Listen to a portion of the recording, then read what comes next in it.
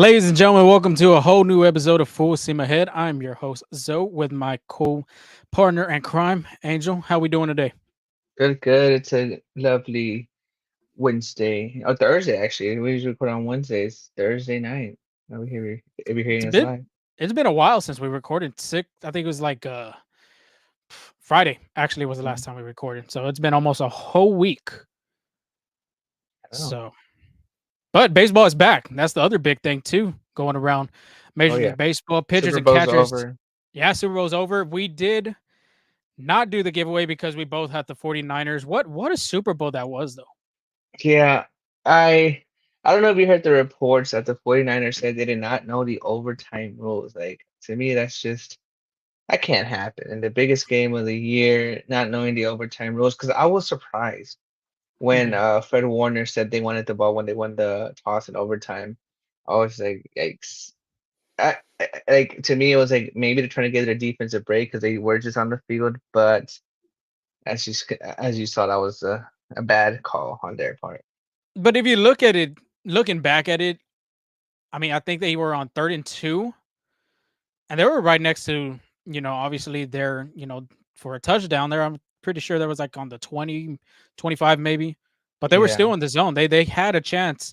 Hmm. Um, I know they showed a replay of Brandon Ayuk wide open in in the end zone on, I think it was the fourth quarter, not the overtime Yeah. stating, but in the fourth quarter in that last drive, wide open in the end zone, and obviously did not get there. Missed block on the 49ers too to not get that touchdown. But Patrick Mahomes, another Super Bowl MVP, Super Bowl, I would say, it really honestly at his age at this moment, you have to consider him possibly almost the GOAT, greatest of all time. I Yeah. mean, Tom Brady's still up there, but Patrick Mahomes, what he's done, he's still young too. Still got Travis Kelsey, one of his best receivers on that team. I mean, sky's the limit for KC right now. Oh, absolutely. And they kind of remind me of the Astros too. I mean, they're just like on par, but just a different sport. And that window's still wide open for the Chiefs. Like you said, just having Patrick Mahomes. I feel like having Patrick Mahomes under center always puts the Chiefs in the window for another championship. Yeah, but you just can't give Pat Mahomes the ball like with Brady. You just can't give him the ball with the like a minute 30, a minute left in the quarter Yeah, because by all means he's going to do whatever he can to win that game. And sure enough, he did that for the Super Bowl. But absolutely. without Tyreek Hill too, think about that. They traded away him. He got Actually, some back. picks. They got some picks for him, and look at the picks. What they've done. I mean, the defense looked remarkable. This is probably one of their best defenses, I'd say, in a good while, and at least in the championship terms of the KC run that they've had. So Mhm. congrats to them. They went to Disneyland. Another shout out I want to give out to Chris Farley. Chris Farley would have been 60 years old today. Oh wow. So can you name me a movie though on Chris Farley? I'm terrible at movies, dude. Come on now. Tommy Boy, at Terrible. least. Tommy Boy. I'm terrible at movies. I'm telling you, I don't watch a lot of movies. Dude, Tommy Boy is a legendary movie with Chris Farley in it. With him and David Spade. The young David Spade too is classic. But nobody I wants to never hear saw it. about that. Baseball's back, like we said. Pitchers and catchers reported on February 14th for the Astros, of course, as well for Major League Baseball. We'll talk about that. Astros right now, because the title of this is episode 158, concern at Astro spring training. Two pitchers right now, in particular, dealing with some little minor setback with a little minor injury, but we'll discuss that here in a minute. Josh Hader has been officially announced as the Astros closer for the upcoming 24 season. And then what's cooking around the offseason because the season's almost here. I think the Astros' first game is on February 24th, I believe, against the What about Washington right? Nationals.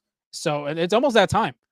It is almost that time to see the Astros take the field since Game 7 of the ALCS. But let's start off with the pitchers that are hurt or not hurt, but like we're talking about, there's a minor setback.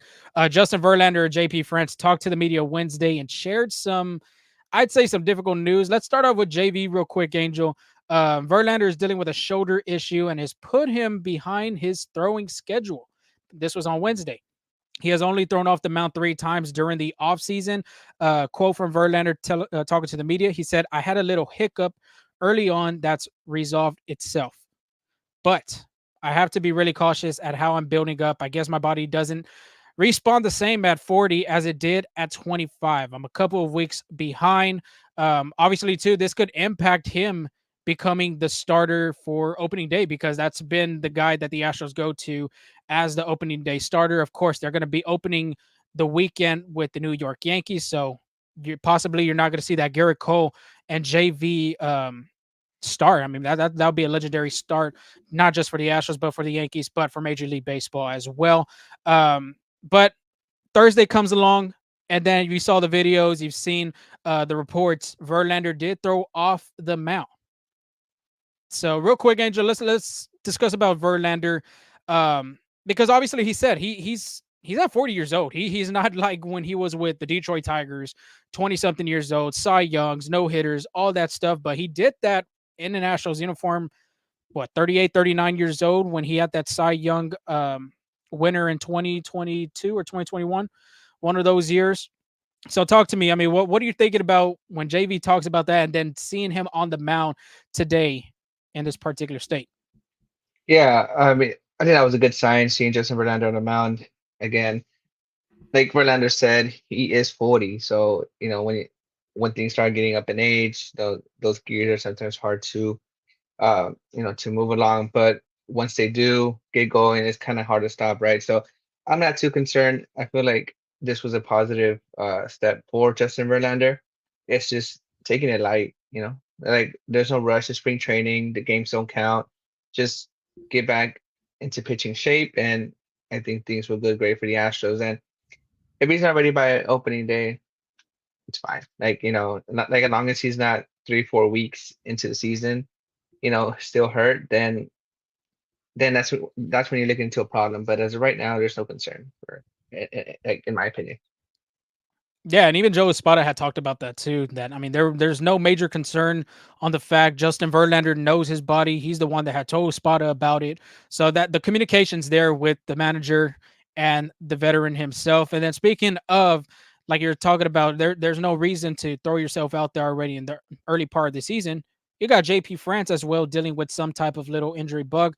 France is dealing with right shoulder inflammation after an MRI revealed he felt something in his right shoulder in his final bullpen session before spring training camp, and now he's been limited to throwing off flat ground. This is a quote by France that he was talking to the media.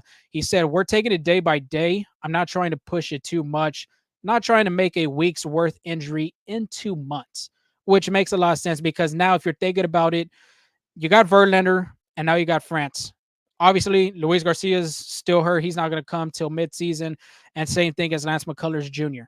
So the biggest concern here is, do the Astros maybe, possibly, need to look at somebody in the free agent market like a Michael Lorenzen? Don't count Blake Snell, but I personally, in my opinion, I don't think the Astros are going to target him. Maybe a 1 year, 2 year type of guy, a veteran that's out there, because obviously you're seeing with your ace right now where his state is at. A little small, could not be major, but it's small, minor.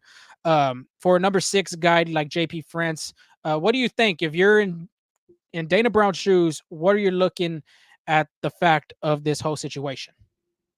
I feel like they still have some in-house guys they can throw out there. You got Ronel Blanco, you got Brandon Belak, but the thing with Brandon Belak is he's out of minor league options, so he would have to go through the waivers if they do send him down. Um, they still got Eric Getty as well. Hunter Brown is still there, right? So I don't think it's the panic. Like I don't think it's time to hit the panic button yet.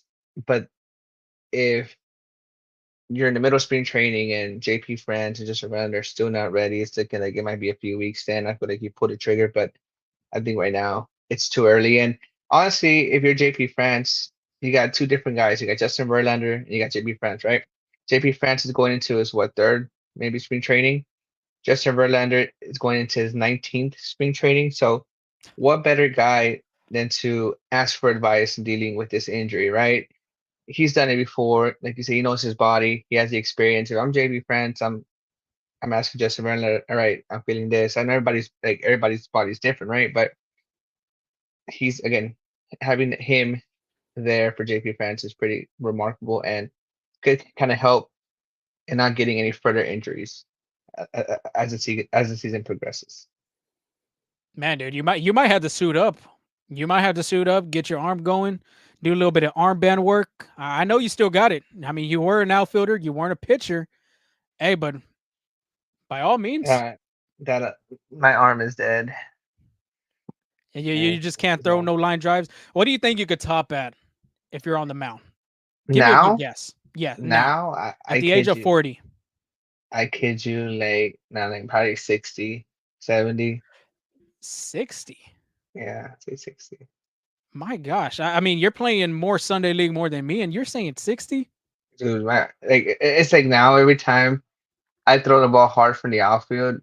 I mean, okay, maybe I can go up to 60. It just hurts. Like it's all pain right here. It's just like Just one inning. Just give me 3 outs by yeah, you all know what? means. One pitch, I can probably hit 70s. One pitch, that's it.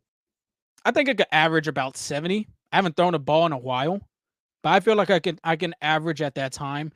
Just give me a little bit of long toss real quick in the outfield, from the line to center field, and give me a little bit of that action real quick, and I promise you I could get to 70 at least. What's that? My At icy least. hot out over in your armor. Oh, The some been tiger bomb. gay, Tiger Yeah, Bomb as well. You know the whole bio freezing course. Shaq, if you want to sponsor us for Icy Hot, by all means, let us know. But like you said, yeah, I mean, there shouldn't be too concerned. Dana Brown did even mention too that they're always in the air to go in the market for some starting pitching via trade, via signing. It doesn't matter. But at this time, I'm like you. I don't think you're pressing the panic button just yet, just for the fact that Verlander's, it was a good sign to see him throw off the mound today for the Astros. And then JP France, like you were saying, I mean, what better advice to get from a veteran like Justin Verlander that's been there, 19, almost about 20 years. So by all means, you got all the resources around you, and you got some in-house guys as well. Spencer Arrighetti is going to be the number one pitching prospect, I'd say, for the Astros to look at. Brandon Belak, Ronel Blanco. Ronel Blanco's done some starting jobs before in the regular season last year. He did pitch in the Dominican Republic as well in the Winter League this season. So don't be afraid to use him. But the thing with this team that they have so much depth in their, not their bullpen, but the starting rotation. I mean, you got 8, 9 starters. If you take away the injury bug right now, Luis Garcia, Lance McCullers Jr., Justin Verlander, Framber Valdez, Christian Javier, Hunter Brown, J.P. France, and Jose Urquidy. That's the one I was missing.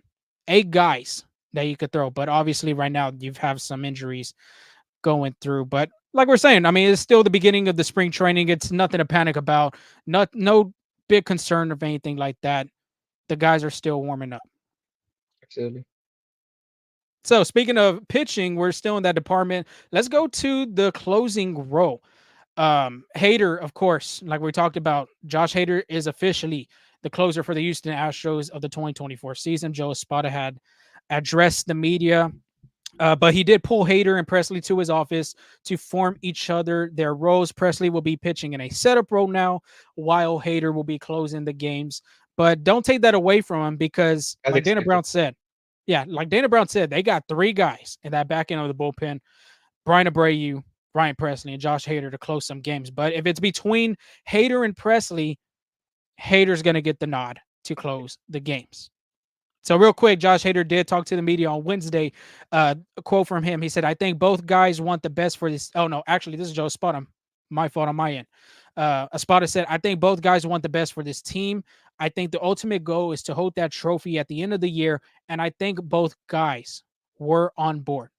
And obviously, too, if you remember in the beginning when the Astros did sign Hader, the Astros addressed it with Hader, but they addressed it with Ryan Presley as well, telling him, "Look, if we bring a guy like this to our bullpen and to this team, it's going to make us stronger. It's going to make us better." And I'm guessing that's how the conversations were. And like they talked about Espada, Brown, true professional of Ryan Presley that he is, for taking the information and going with the flow. So now Hader shared his thoughts to the media, and this is what he had to say. Quote, when we first signed, Ryan reached out to me and we had conversations beforehand to see how everybody is doing. That's ultimately what our goal is, to just build that relationship and just win ball games at the end of the day. For him and I, we've had a great relationship so far, and we'll try to build off that. I think that's what the ultimate goal is. It's not trying to bang heads with one another. It's not trying to see who has the upper hand, who's the better closer. Because if we look at the statistics, both players are great closers.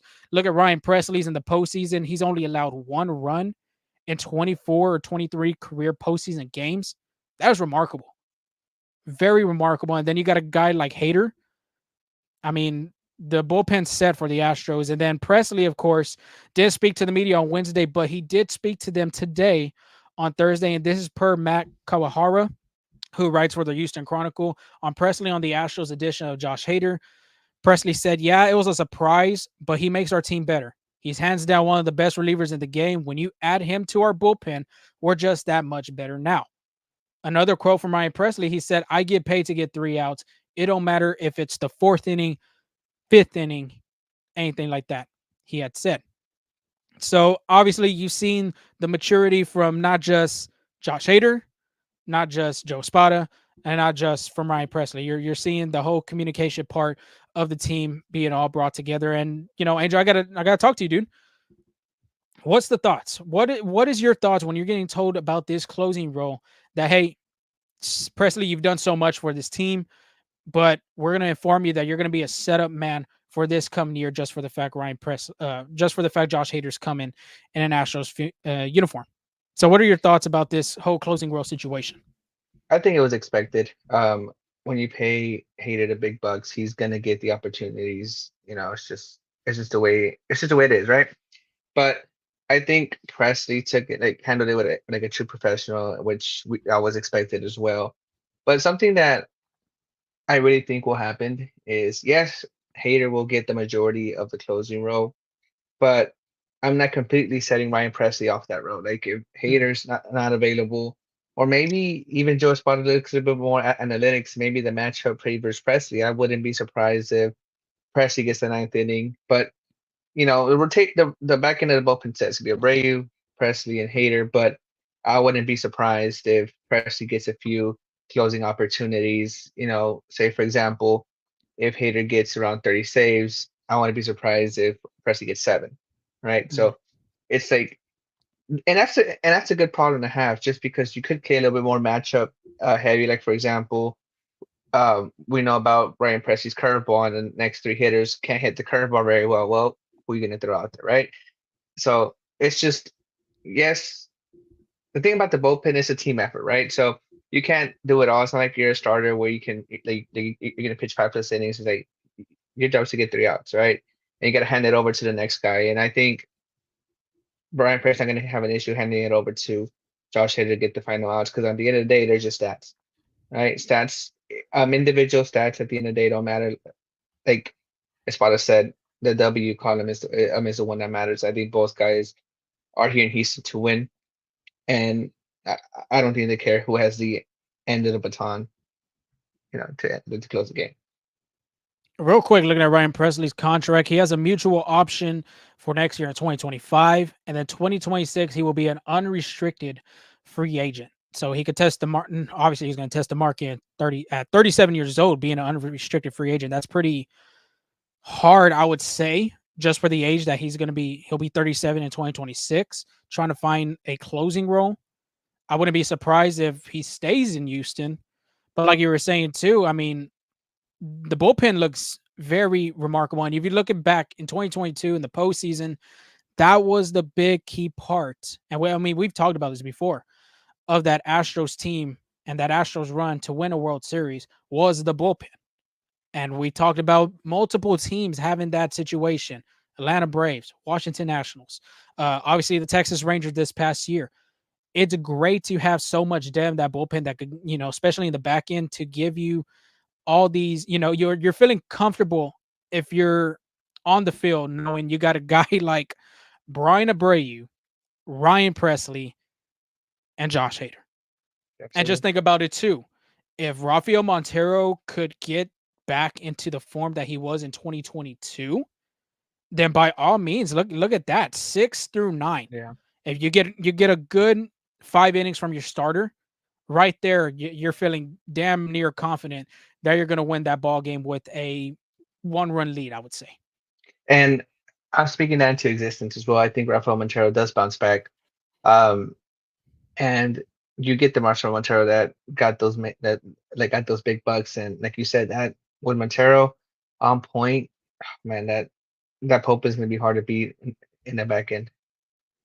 Yeah, and that's the thing. I mean, if you could get him going for 24, and like I was saying, I mean 6, 7. You already got 7 through 9. Back in the bullpen's all good, but if you could get Montero into that 6 inning kind of play, then this team's going to take off. Looking at his stats real quick in 22, he had a 5.2 record with a 2.37 ERA, one of his best seasons in his MLB career. So if you get a guy like that to get going, by all means, this team could continue to be scary throughout the season. And not just that, but the Astros know the regular season, it does matter, but the Astros buckle down. They figure it out when it comes to the postseason because they know October baseball is the most important thing than any other, month in Yeah. baseball. I So, mean, and absolutely. then All even right, real go ahead. quick, Astro Wharf Craig said, "It's Forrest Willie time in my dreams," which he could be a pivotal part to this bullpen if he can stay healthy. Absolutely, absolutely. And then again, it'll be interesting how it plays out, but I'm I'm pretty sure if the Astros have a lead late, it's gonna take a lot of team effort from the other team to lose that, or maybe they're just having a bad night. Like maybe they just don't have a good night. But it looks good on the back end. Now, again, spring training is just starting off, so there's not too much news coming in for spring training. But as spring training develops, we'll see some new guys stepping in. Like those young guys will have a little bit more for you. So, like now we're gonna move on to the off season, and there's some mixed emotions on the new Nike Vapor jerseys. I don't know if you heard, but they're having a new jersey where it's like recycled material, supposed to be lighter. You know, supposed to like produce, I guess, a little bit more environmental friendly. Well, lots of baseball fans and former MLB players have expressed their thoughts on new jerseys as well. I don't know if you've seen them, though. Have you seen them in person? So I was thinking about it, and they had mentioned the jerseys from this past year's All Star game were the jerseys that they're now putting into play for this year. Also, that like the All-Star game was kind of like the It was kind of experimental. it was kind of a sneak peek of the jerseys to come. No fans, no baseball fans knew that those were the jerseys, you know. And if you So they feel the could. material, you can feel a difference. Like you could feel much lighter, not much lighter, but more it's thinner. That's what I'm trying to say. Okay, and then this is from Justin Toscano, who's a beat writer for the Braves. He mentioned that MLB posted, translated a statement from Ronald Acuna Jr. about the jerseys, and this is what he said. He said, "These new uniforms fit better and feel lighter. I play fast and want to wear something that won't pull when I'm running. Feeling free in a jersey is the best feeling in the world," is what Ronald Acuna said about the jerseys. And then this is based off Yahoo Sports. Mike, uh, Mike, Mikolas, I think is his last name, Yeah, said that they Nicholas. look. Mikolas is that they look cheap. The jerseys look cheaply made, and I don't know. I feel like if you're a Major League Baseball, who are you gonna listen to? Ronald Acuna or Mike Mikolas? So He did also say they didn't fit right. Pants are no longer as customized, and the fabric is very different consistency. The only thing I would say for the jerseys is if you look at the past jerseys from Majestic to the first year it was debuted it with Nike, the last names in the back. And just recently, I saw a picture of Justin Verlander's name, Verlander. It's more curved. I don't know if you've seen that. is it? It is more No, I didn't curved, notice that. like the letters are almost touching the number. And just think of an MLB player with a long last name like Ellie De La Cruz, for instance. He has De La Cruz in his back of his jersey. And Jared Saltalamacchia was still playing. Yeah, The but whole yeah, the whole jersey, the whole letters would be wrapped around or on the uh, out part of it. D Strange Gordon. Remember he changed his Oh name? yeah, you could put Strange and then the dash and then Gordon. Oh, you're Uh, right. I just saw it right now. I'm looking you at it right see it now. right? Yeah. And feel free to comment on the jerseys. What do y'all think? We want to hear your opinion about the new MLB Nike Vapor jerseys. Because it's been a huge topic in baseball, not just for the fans, but for the players and other MLB personnel. But yeah, I mean, I just say just wait till the end of this like little run because usually fans will get upset about something, then later on it kind of cools down and things like that, and then people are back to buying Yeah. jerseys. But just thinking about, I mean, look at the Springer one I have in the back. Yeah. It's a little bit Like more. it's not that round. More, I think now you would see the S and the R more curved Yeah. I down. get you. I get you. I get you. But Yeah, but I feel like it's changed. Like, or like you said, I feel like people always overreact a little bit with change, and then it's just it takes some getting used to. But I mhm, feel like if Ronald Acuna approves and MLB approves. the number one MLB player last year. Yeah. I don't know if you saw. Well, have you been to Kauffman Stadium? I haven't. That's been a bucket list of No. mine, but I've yet to been a Kaufman, the Big K. The thing about the Kauffman Stadium is I kind of like how the screens and like it's a small screen, but it's kind of shaped, as a crown. Well, Yeah. that may that may not be any longer, much longer, because the Royals share some pictures via X on the vision of a new ballpark in Kansas City. This was gonna be a little bit more in the downtown area, if I'm Mhm. not mistaken. It's the KC Crossroads Neighborhood Ballpark. It's next to T-Mobile Center, and we'll have a KC Live. So those of you who've been to Texas Live, it's kind of a little concert, little festivities they have there. In the future, um, do you think we'll be getting more entertainment centers like live areas? I know the Astros are trying to do something like that, but what do you think? Like, you think that's like the future for MLB ballparks? I mean, if you're looking at it now, that's what it looks like right now.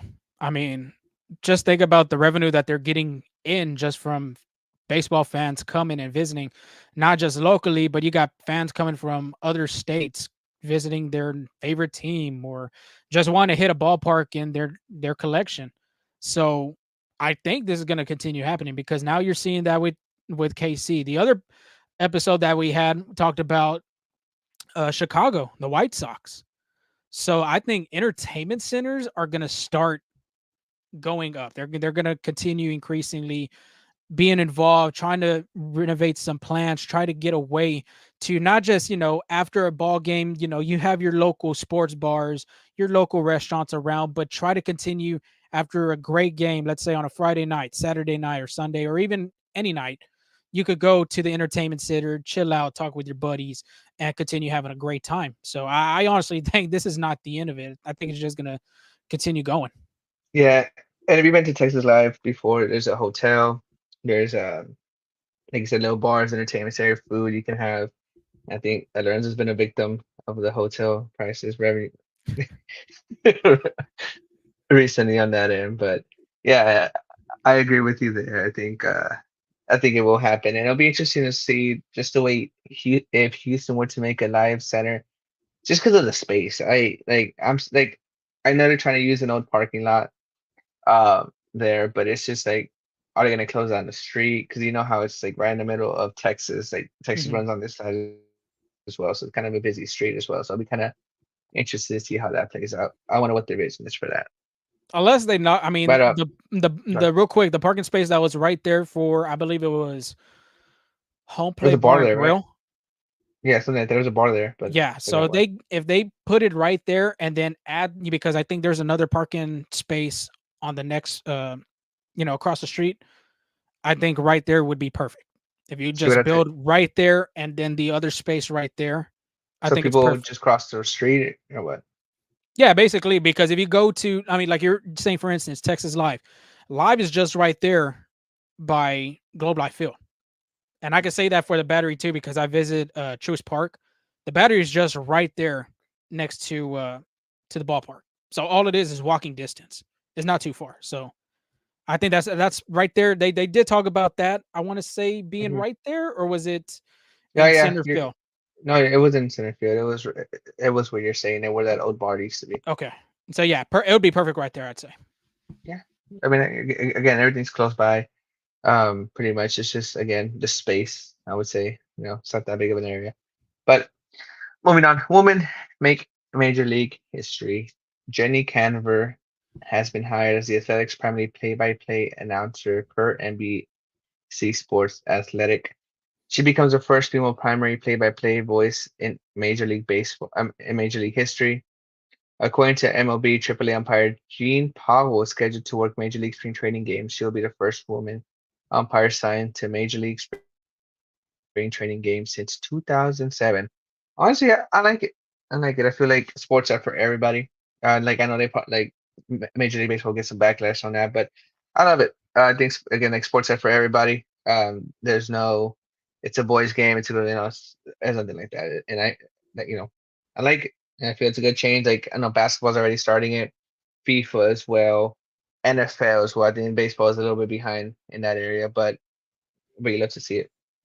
Yeah, I mean, they did last year. I think there was like the first women's play by play. I mean, I think it was like a whole women's ball cast. I can't remember. I I think think Julia so. Morales was a Yeah. part of it as well. I think I thought so. that was the first step right there. And then after that, I mean, I think it's taken off. I think it's great for baseball. Like you're saying, you're seeing other leagues do it. And why not baseball? Everybody's for the game, not just for one specific gender, but every gender, I'd say, involved. Absolutely, absolutely. Like, I love it, and hopefully it's more to come. She got better than Angel Hernandez. Oh man, Astro Worth I Craig, believe what it. a what a good one, what a good one. I believe it. I believe it.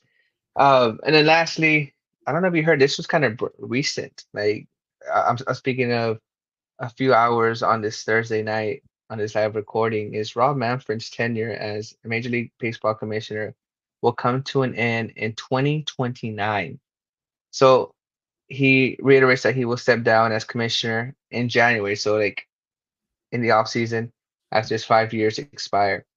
Now he did have to say this, and so honestly, I kind of like this idea, having kind of like a little trade that like a little free agent signing period.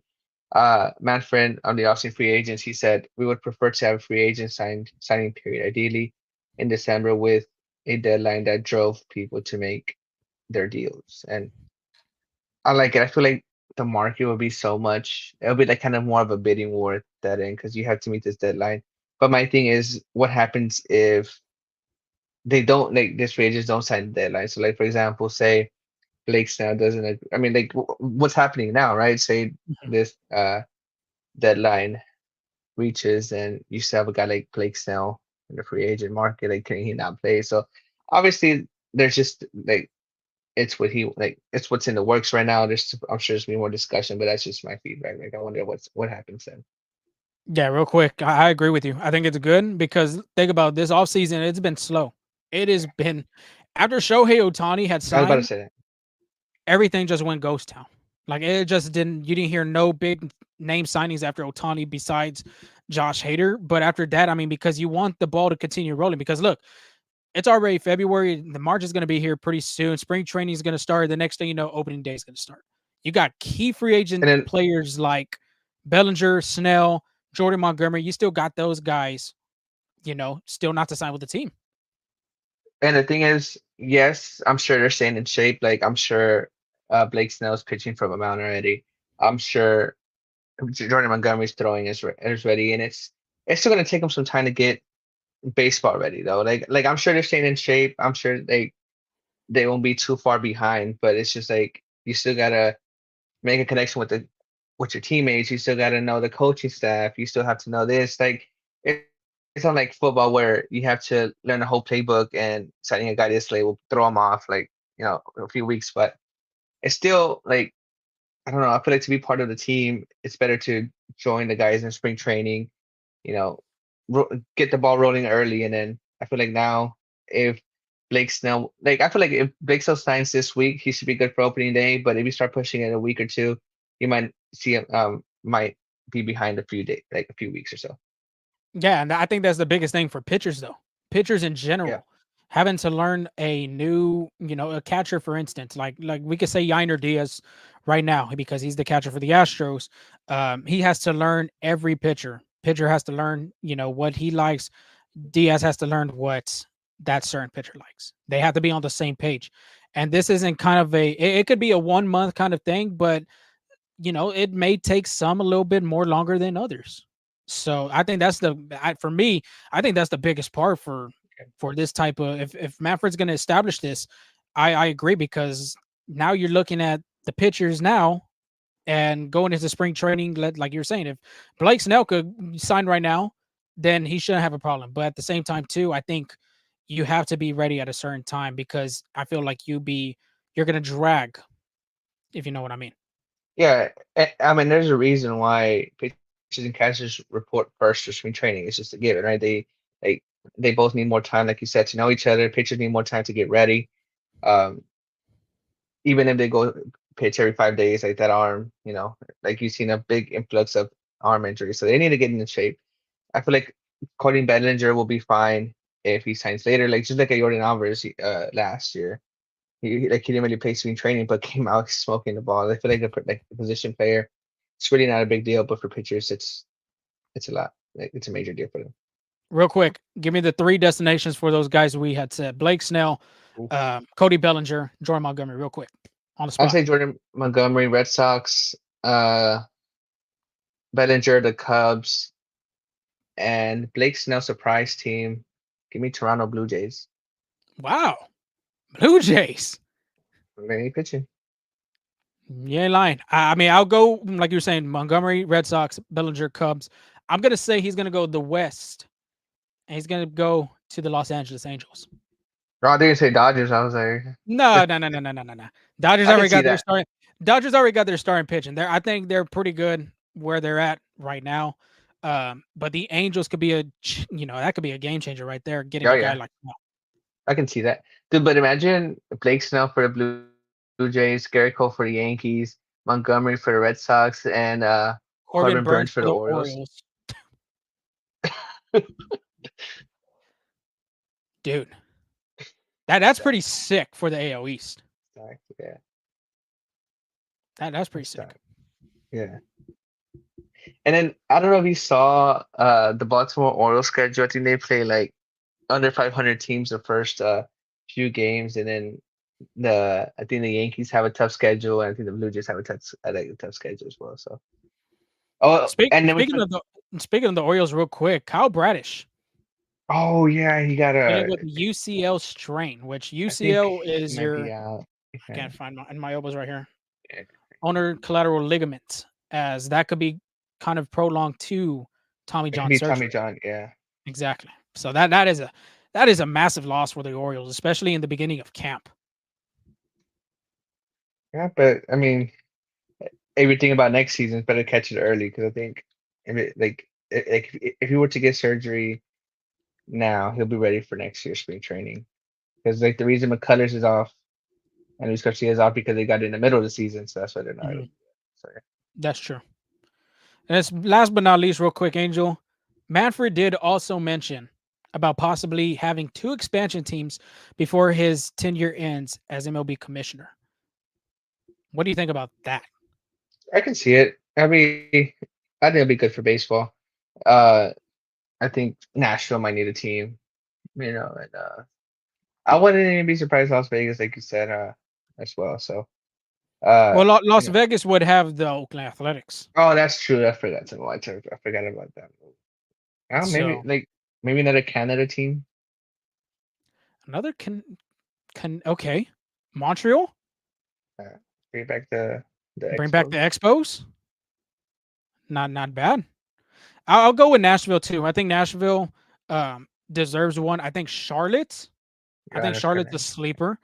Real quick, I did see this on Front Office Sports at FOS. If I could find it, um, they were talking about Salt Lake City. Oh yeah, Okay, Utah. so I found the tweet. It says the leaders behind Salt Lake City's bid for an MLB team, the Larry H. Miller Company, have unveiled a 3.5 billion 100-acre development plan. The Power District, as called, could feature a new MLB ballpark and begin construction later this year. So Okay. if you have your phones out, go to FOS Front Office Sports and they'll show the pictures of it. But looking at the pictures right now, dude, it looks nice. It looks Is it? the mountains in the background. I mean, I wouldn't be opposed to because to me, having a scenic view, if you're sitting behind home plate and having that scenic view look over like the mountains, I think that's unbelievable right there. I think Salt Lake has what the Salt Lake Bees, which is a AAA Oh affiliate for the yeah, Angels, right? Yeah. yeah, So for the Angels. I'm sure a major league team would be nice over there too. Chad Lopez. If they think Fenway is bad, Utah is going to be nasty work. I don't Fenway believe is Utah. historic though. Fenway is Yeah. historic. You cannot knock that place down. You just can't. I think he means like the fans, like it's just like how people Oh, complain. okay. Yeah, Got you. Yeah, Utah Jazz, Houston Rockets. I've always heard about that series.